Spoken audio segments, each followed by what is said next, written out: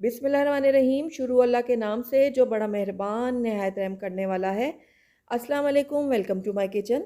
आज मैं आपसे शेयर करूंगी कि किस तरीके से जमे हुए गोश्त को डिफ्रोज़ किया जाता है और वो भी बग़ैर कलर ख़राब हुए चंद मिनटों में ये डिफ्रोज़ हो जाएगा। बहुत ही आसानी से ही जमे हुए गोश्त को आप खोल सकते हैं। अक्सर औक़ात ऐसे होता है कि अचानक से हमें कुकिंग करनी पड़ जाती है, मेहमान आ जाते हैं तो हमें पकाना पड़ जाता है। तो उसके लिए हमें बहुत ही ज़्यादा मसला होता है जमे हुए गोश्त को खोलने का। तो मैं आज आपको जो तरीका बताऊँगी उससे बहुत ही आसानी से आप डिफ्रोज़ कर सकते हैं गोश्त को, वो भी कलर ख़राब हुए। जमे हुए गोश्त को खोलने के कई तरीके हैं। लोग गर्म पानी में डाल देते हैं गोश्त को या फिर ओवन में रख के डिफ्रोज़ कर देते हैं। लेकिन होता उससे ये है कि गोश्त का जो कलर है वो बिल्कुल ख़राब हो जाता है और गोश्त का जो कुकिंग प्रोसेस है वो शुरू हो जाता है और हल्की-हल्की सी स्मेल भी आने लग जाती है गोश्त में से। तो उन सब बातों से बचने के लिए जो मैं आपको आज तरीका बता रही हूँ बहुत ही आसान है।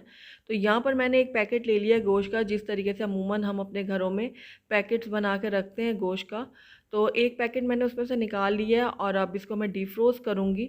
तो सबसे पहले मैं गोश्त निकाल लेती हूँ थैली के अंदर से। इस तरह से मैंने गोश्त निकाल लिया इसमें से, थैली में से। अब ये देखिए गोश्त कितना अच्छे से जमा हुआ है, बहुत ही ऊपर बर्फ़ सी भी जमी हुई है इसके ऊपर। तो चलिए अब मैं बताती हूँ कि मैं नेक्स्ट प्रोसेस क्या करने वाली हूँ। तो यहाँ पर मैंने नॉर्मली जो टैप वाटर होता है वो मैंने ले लिया है, यानी कि नल का आम पानी होता है जो ना गर्म है ना ठंडा है, वो ले लिया मैंने। उसके अंदर 1 खाने का चम्मच मैंने इसके अंदर नमक ऐड कर दिया और पानी के अंदर नमक को मैं अच्छे से हल कर दूँगी। उसके बाद ये देखिए जो जमा हुआ गोश्त हमने निकाला था थैली से, उसको लेकर मैं उसी पानी वाले बाउल में डाल दूँगी। तो ये नमक वाला जो पानी है इसके अंदर मैं डाल दूँगी जमे हुए गोश्त को। अच्छे से डिप करना है हमने गोश्त को पानी के अंदर। उसके बाद इसको कवर करके तकरीबन 7 से 8 मिनट के लिए इसको इसी पानी में रहने दूँगी। उसके बाद 7 से 8 मिनट के बाद मैं इसका आपको रिज़ल्ट दिखा।